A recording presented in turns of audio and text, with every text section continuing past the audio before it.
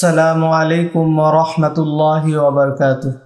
সম্মানিত দর্শক শ্রোতা, আজকে আমরা জানব মেয়েদের 5টি সাজসজ্জা হারাম হওয়া সম্পর্কে।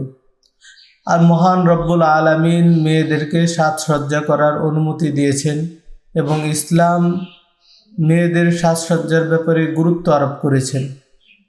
সম্মানিত দর্শক শ্রোতা, তবে এমন 5টি সাজসজ্জা রয়েছে যেগুলো মেয়েদের জন্য সম্পূর্ণরূপে হারাম। তারা এই 5টি সাজসজ্জা করতে পারবে না। রাসূলুল্লাহ সাল্লাল্লাহু আলাইহি সাল্লামের হাদিস দ্বারা প্রমাণিত, মেয়েরা সাজসজ্জা করে তার স্বামী, বাবা এবং আপন ভাইয়ের সামনে যেতে পারবে। তবে সাজসজ্জা শুধুমাত্র তার স্বামীকে দেখানোর উদ্দেশ্যেই করতে হবে। তো আসুন কথা আর লম্বা না করে আমরা জেনে নেই মেয়েদের জন্য যেই 5টি সাজসজ্জা করা সম্পূর্ণ হারাম। 1 নম্বর, পরচুলা তথা আগলা চুল, নকল চুল লাগানো। চুল নারীর সৌন্দর্য, সুকেশ নারীকে আকর্ষণীয় করে তোলে। তো এই জন্য আমাদের মা বোনদের বিশেষভাবে লক্ষ্য রাখতে হবে যাতে করে কোনো পরপুরুষ আপনার চুলের লম্বা এবং চুল ঘন, কত বেশি বড়, এই জিনিসটা যাতে কোনো পরপুরুষ আন্দাজ না করতে পারে, অনুমান না করতে পারে, সেই বিষয়ে নারীকে অত্যন্ত সতর্ক হতে হবে।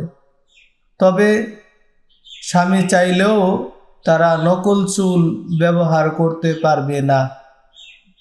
মহিলারা তাদের চুলের মধ্যে কালো খেজাব সহ অন্যান্য কালারের খেজাব দ্বারাও চুল রঙিন করতে পারে, এতে কোনো অসুবিধা নেই। তবে ফ্যাশনের জন্য তাদের চুল কেটে ছোট ছোট রাখা এটা সম্পূর্ণ নিষেধ। তবে যদি চুলের মধ্যে এলোমেলো হয়ে যায়, জটলা বাঁধে, তাহলে চুলের অগ্রভাগ কিছুটা কাটার অনুমতি রয়েছে। তবে না কাটাই উত্তম, কেননা চুলই হলো নারীর সৌন্দর্য।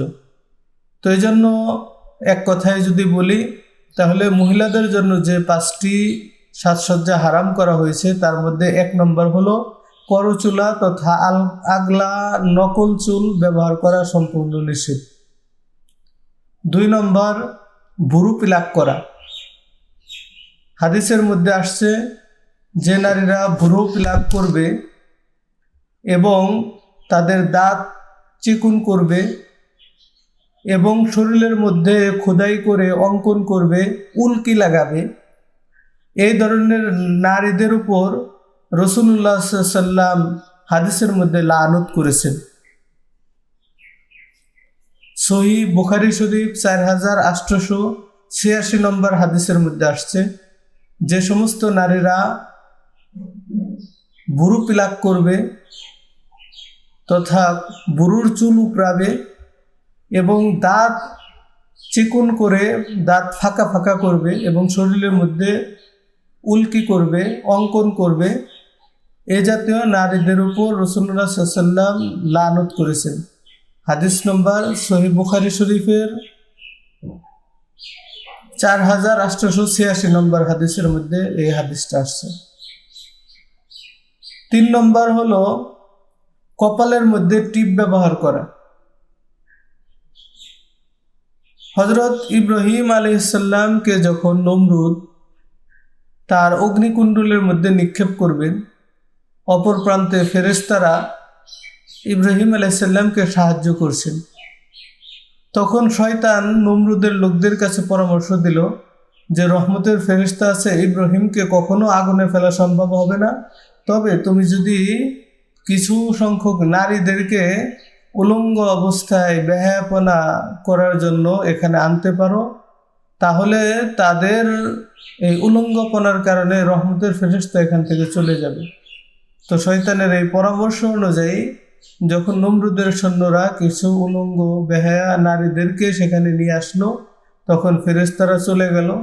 তো পরবর্তীতে তারা ইব্রাহিম আলাইহিস সালামকে অগ্নিকুণ্ডলে নিক্ষেপ করলো। তো এই নারীদের পুরস্কার হিসেবে নমরুদের পক্ষ থেকে এই কপালে টিপ দেওয়ার বিধান জারি করলো, যে এরা হলো এই সমাজের বিশেষ সম্মানিত নারী, নাউজুবিল্লাহ। তো এই জন্য এই ঘটনার পর থেকে ইসলাম নারীদেরকে কপালের মধ্যে টিপ ব্যবহার করা সম্পূর্ণ নিষেধ করে দিয়েছেন। 4 নম্বর,